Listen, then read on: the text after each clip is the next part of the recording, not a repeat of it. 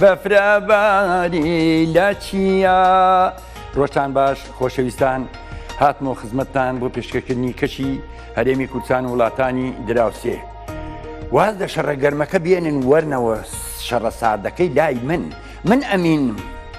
ومەنام گوێ بگرن بزانم چی ئەگوزەرێ لە کوردستان و وڵاتانی دراوسێ بەفر داماوی کردووی. سەبارەت بە ڕەوشی کەشوها کاریگەری ئەو شەپۆلی باشووری ڕۆژهەڵاتی هەرێممان لەسەر ماوە تا ئەمڕۆ و بەیانیش ئەگەرێکی لاواسەیە بۆ بارانبارینی پچر لە ناوچە شاخاویەکان. بەڵام ئەم دوو ڕۆژی ڕابردووە شەپۆلێکی بەهێز هاتبوو کە بارانبارین و بەفرێکی زۆری لەگەڵا بوو بە هۆشی و پلەکانی گەرما لەسەر تاسەری هەرێمی کوردستان ئاستەنگی دروست کرد و بۆ هاتوو چۆکردن و ئێرە و ئەوێ بەستە و شەختە و دروست بوو بەیانیانیش تەمومش. هەموو جارێک من لەم کەناڵەوە دەڵێم ئامادە باشی بکەن بۆ وەختی شەختەکان، چونکە ناوچە شاخاوەکانمان سەر تاسەری ئەکەوێتە ژێر بەستەون و شەختەوە. ماوەی بینین کەمە بێتەوە لە 1 تا 2 کیلۆمەتر، لە هەندێک شوێندا لە کیلۆمەتریش کەمتر. ڕادێشێمان بەرزە بێتەوە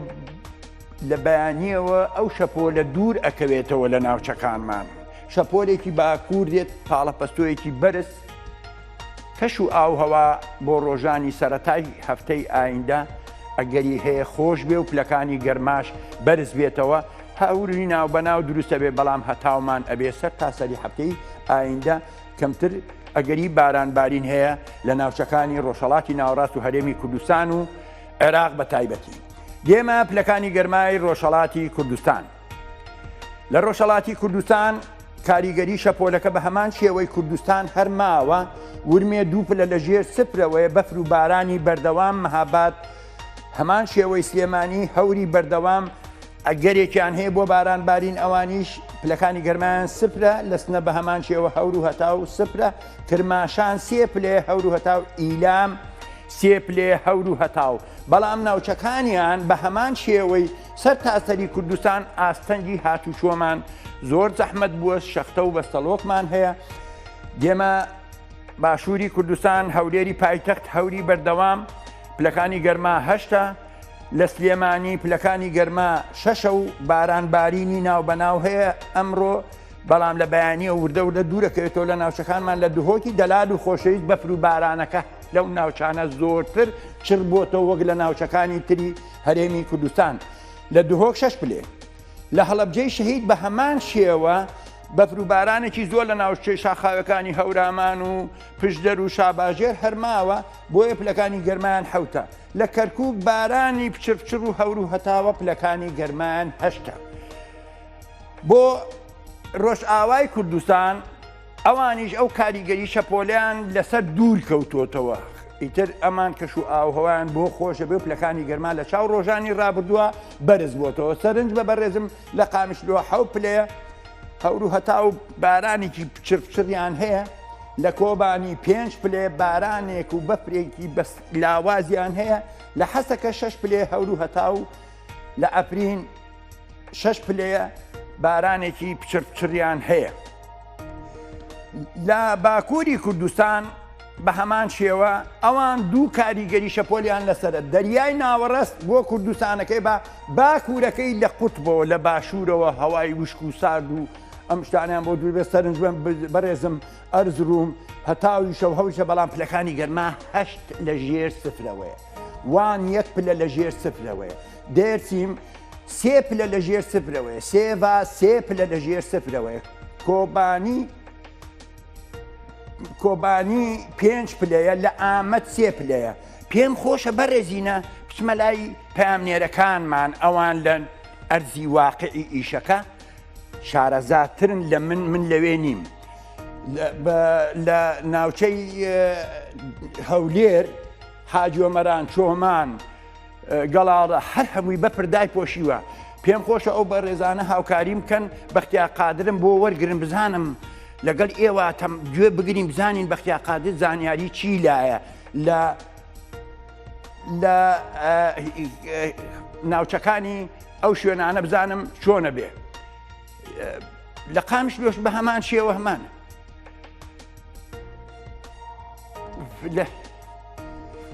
بۆ نچمەوە بەختیار دیارە سەرمایەتی هەتایەتە پێشەوە بەخوات جۆری ڤیان فەتاح وەرەگرم لە قامیشلۆ باسی قامیشلۆم کرد تۆزێ خۆشە جا بۆ بەوە زیندوی گوێی لێ نەگریم بزانین ڤیان چی لایە و چی لا نییە باسی بارانەکەمان بۆ بکە باسی بەفر و بە ناوچەکانیان ڤیڤیان سڵاوتان لێبێت ڕۆژی کەشی ناوچەی ڕۆژئاوای کوردستانمان بۆ باس بکەی قامیشلۆ بۆ بینەرانی تۆڕی میدیای ڕوودا و پێم خۆشە جەنابتان ئەگەر بڕوا بە قسەکانی من نەکەن جەناب ببێتە پێشەوە قسەیان بۆ بکەی فەرموون. بەڵێ پشتی 4-5 ڕۆژێن سەرما و بارانە بارینێک کودی چەند ڕۆژێن دەرباس بوویدا باران دباریا پشتی وان ڕۆژێن سار ئیرۆ مرۆڤ دکارە بێژە ئێدی هێدی ناوچە بەر بە ینی مژملێکەش و هەواڤە بەر بڕەوشەکە خۆشتر وێڤە بچە ئیرۆ پلەیە گەرمایە نەهاش بەرکو سەرێ سبها زوویە 5 پلەیە دبەک و هەیە دانێ نیڤڕۆ ببە 7 پلە هەیە ئێواری ژیدی ساڤەگەرە 5 پلە li seranserî Sûriye îro nek tenê Rojavayê Kurdistanê li seranserî Sûriye îro rêjeya baranê nêzîkî sıfır dibe yanî nayê pêşbînîkirin îro li Sûriye baran bibare nêzik rêjeya ba û baranê nêzîkî sıfır dibe li seranserî Sûriye ji sibe ve biryar yanî li gorî pêşbîniyên desteya keş û hewaya fermiya hikûmeta Sûriye ji sibe ve biryara rewşa keş û hewayê hem li Rojavayê Kurdistanê hem li tevaya Sûriye xweştir bibe cew xweştir bibe pileya germayê ji 5 ji bibe 8 پلەواتە بۆ 8 پلە و دهن ڕۆژێن بێدەژیش بۆ 10 پلەیان بەرز دەبە برن دەبە واتە کەشوهەوایەکە خۆشتر دە هەفتەیە بێدە لە ڕۆژاڤایە کوردستانی دەبە پلەیە گەرمایە برنتر دەبە نایە پێشبینیکردنجی هەفتەیە داهاتی باران ببارە هەور و ڕۆک دەبە یعنی لێ نایە پێشبینیکردن باران ببارە نەهاش بەر کودانێ سبەهایە سەرێ سبەها دنیا سارە پلەیە گەرمایە نەها 5 بریارە حیادانی نیڤڕۆ گۆری پێشبینیین کەش و هەوایە ببە 7 ئەو ناوچانە باران و بەفرتان نەبووە بەردەوام باران و بەفرتانەیە ئەی بۆ نەچمەوە باکووری کوردستان لە ئامەد بزانم مەهدی موتڵۆ ئەو دەنگ و باسی چییە لە سەرد و سەرما و بەفرەکەی ئەم ناوچانە بزانم مەهدی لە مۆتڵۆ لە ئامەد سڵاوتان لێبێ مەهدی پێم خۆشە سەقای ئەو ناوچانە بۆ بینەرانی تۆڕی میدیای ڕوودا و باسکەی کەرەمکەن فەرموون. دارز لباجار آمده ما لباجار آمده نها سرما هيا لجور نورمال سال لباجار آمده سرما هيا وصاي هيا يعني عور بلافون حتى سيروج برجي بارانك زيادة باري الباجار آمده سردست نورمال سال باري لتش تقدرجي لزيادة كم داركو از لسرحد بون باكور كردستان نقشه باكور كردستان بتواهي اول 10 روز از گریام جبوی هندک چکنا فیچران هندک باسا وان درانجی بکم ای سال لگور سالان لوان باجارن سرحدیت باکوری کردستانی براستی برف هر چند باری جید ماویا کو عملو داری دابون لباجار موچه وانه بدلیسه ارزروم قرسه چولگه لوان دران برف دباریا لگور سالن بوری برفا سالن کمتر بو بو نمونه دباکوری کردستان ده اگر بسیار کی برف هر زیدل کیجا نافچه دباره لنافچه مکسا باجار وانه کل مکسا باجار وانه سالا بوری دوی دمیدا 4 مترو برف هبو لی دوی دم ساله ده بریا سه روش عمل باجارو کام مکسی باجاری وانی بود بله مهدی سپاس بۆ زانیاریەکانت نیو مترکی برف هبو بله برف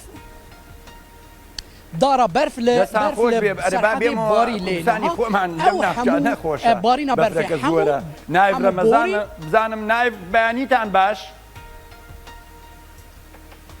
پێم خۆشە ڕەوشی کەشی ئامێدی و دەوروبەریمان بۆ باس پێڵێن ئاستەنگ دروست بووە و هاتوو چۆکردن نەما و تەنانە دمڕۆ خوێنکار جەژنێتی ناچێ بۆ ئەمتیحان جەنابتان فەرموو بزان مەڵێن چی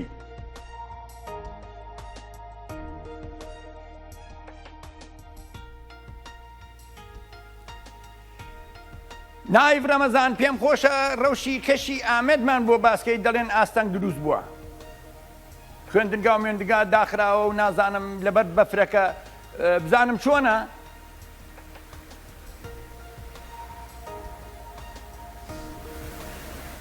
بگشتی بەفر باریە ینی هەندێک جا ئەنکم بێژی زۆربەی جا ئاستەنگ چێبووینە ئاستەنگێن هاتن و چۆنێک و حتا ئێرۆ لەجبەر زۆریان ڕێژە بەفربارینێ لە پەیمانگا تەکنیکیا ئامێدیە تاقیکردن هاتینە پاشەخستن بۆ دەمەکێ نەدیار و لە زۆربەیە قوتابخانەیەن گوندان و دەرڤەی سنتەرێ قەزا ئامێدیە ئێرۆ دەوام نییە ژبەر کولوێرە بەفرەکە زۆر باریە و نزیکی 20 سانتیمتر بەفرێ بارینە هەروەسا لە سەر زێر بەفرباریە و لە چیای پیرس لە ناحیە دینارتەک و شوێدی 35 ترومبێل عاسێما بوون و تیمێن شارەوانیان و باژەروانیا دینارتێشیانە حتاکو دەمژمێر 11 شەف مژیل بووینە وانە ڕزگار بکەن دیارە ئەڤەل vێرەژی هەر بێ سەدەما بەفرێ و ڕێک تەحسی بووە بەفر هەبووە ئەف سیارەژی الڤێرە ڕێکێ دەرچووە هەروەسا تیمên باژەروانیان مژیلێ قشکردنا ڕێکانە و نەها کاک خالت ڕێکانی هاریکار ڕێڤەبەرێ گشتیە باژەروانیان دۆکێ دل گەلمە بیتن کاک خالت دەمباش چەند ڕێکن سنوورێ پارێزگا دۆکێ قەزا ئامێدیە بە تایبەتی ئاستەنگên هاتن چۆنێ دروست بووینە. زۆر سپاس بۆ قەناتە ڕووداوک و ئەف چاپێککردنە گەلمەکردی ڕاستی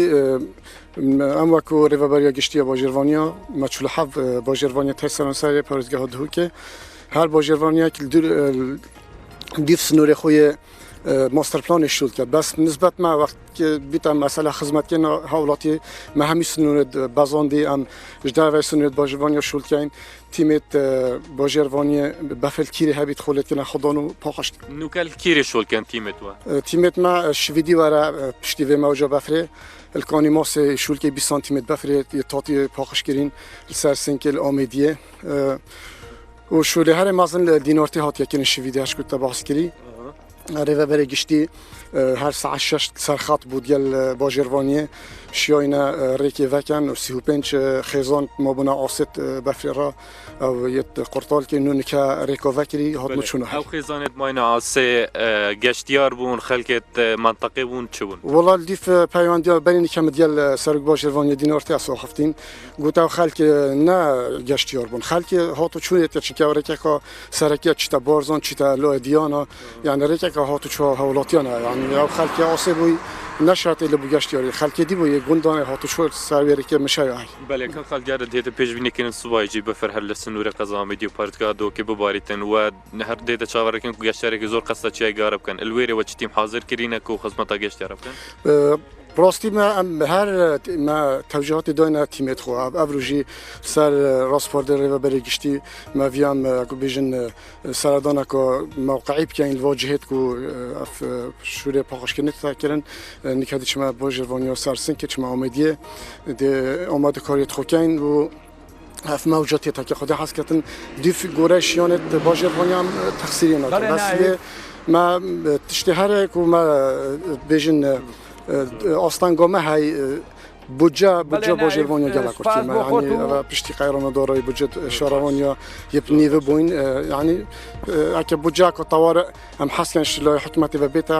تەرخانکردن بۆ حالەتی تووسە زۆر سپاس کاک خالت ڕێکانی و توت گەلمە بووی بەڵێ دیارە ینی لە زۆربەیە ناوچەیەدی باران باریە بتنی القەزا ئامێدیە باران باریە و ئاستەنگ دروست بوونە کاک دەرە سپاس نایب ڕەمەزان بۆ خۆت و میوانەکە لە ئامێدی بەڕێزان پێم وتن ئاگادار بن لە وەختی کەش و ئاو هەوا شۆفێرەکان بە تایبەتی سەرنجشان نا ئەو بەڕێزەچی بان و بەیانی و باش ئەرێ لەناو ئەفرا لەچکێ مەشکێ شتێکە بۆ نەکردووە سار نییە ئەڵێ دەستکێشی و باشێخ جیاواز لە هەواڵە هونەرەکان کە ڕۆژانە پێشکەش هەر خۆی دەستکێشێکم بە قەرزەکانمان بۆ ئێلام برد با باسی کەش و هەوای باسی ڕەشی کەش و ئاوی شارە حیاتەکەم بۆ بکە ئێوارە توانێ خەڵک بێ بۆ شەڕە تۆپەڵ بۆ ئەو ناوە فەرموو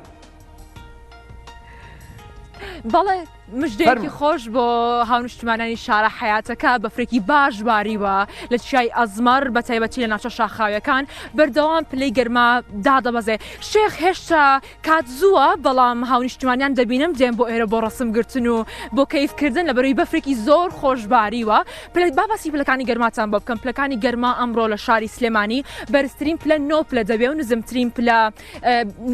پلە 3 پلە دەبێ کە سەرمایەکی باشەیە. هەر لەم کاتێککە من قسە دەکەم نمە بەفر دەبارێ و ئەگەرێکی زۆر هەیە کە ئەمڕۆ لە ناوجەرگی شاری سلێمانی بەفرێکی باش ببارێ. ڕێژەی باران لە ماوەی 24 کاتژێردا 11.3 میلیمەتر باران باریوە کۆی گشتەکەی 255.8 میلیمەتر دەکا. شێخ لە ماوەی گشتی ساڵی پاردا 538 میلیمەتر باران باری بوو و خێرایی با بۆ ئەمڕۆ لە شاری سلێمانی هەرچەندە زۆر ساردا بەڵام خێرایی بە 5 بۆ 15 کیلۆمەتر دەبێ. شێخ ئەمە کەیفێکی خۆشە بە هاونیشتمانیان دەتوانن لە دوای نیوەڕۆ بێن سەردانی چای ئەزمەر بکەن لە شاری سلێمانی بۆ ئەوەی ئەم بەفرە خۆشە ببینن. سپاس بۆ بان و بۆ زانیاریەکانی لە چیای ئەزمەرەوە. بەڕێزان کە باز دەکەم ئەوەی کە گرنگ بێ من باسی بکەم و سەرجەم ڕاگەیاندە جیهانیەکان ئەمریکیەکان ئەوروپیەکان ئێمە خۆمان باز دەوە دەکەین چۆن مامەڵە لەگەڵ کرەوشی کەشواوە بکەین. فڵچەکانە تایە لایتەکانە لە وەختی بەستە و شەختەڵ چی لە ناوچەکانە ڕوئای سەرنجان نا لە ئامێدیە و سیارەیە غل ببووە خوا ڕەحمی پێکردو لەوانێت چڵێ پوش گرت بێتەوە بۆیە بێبێ وریابی لە کاتی ئەو بەفر و بارانە لەم ناوچانە. بەڕێزان لە باکووری کوردستان باسی ئەویان کرد 10 ڕۆژە بێت هەر هەیە تورکیا لە دوو لاوە سوو دەبینێ لە ئەمەی دەریای ناوڕاستیش و باکووریش بە هەمان شێوە ئەم ڕەوشی کەشوا و هەوایە خۆشە بەڵام لە پاش نیوەڕۆ کەمە بێتەوە بۆ ڕۆژانی سەرەتای هەفتە کەش و ئاو هەوامان خۆش بێ پلەکانی گەرما ڕوو لە بەرزبوونەوەکە شارە حیاتەکە ڕووبکەنە ئەزمەڕێ خۆشەکە شەڕە تۆپەڵەکەی ئێوارە بەخۆشی بن لە ناو بەفرەکە سەرماتان باش.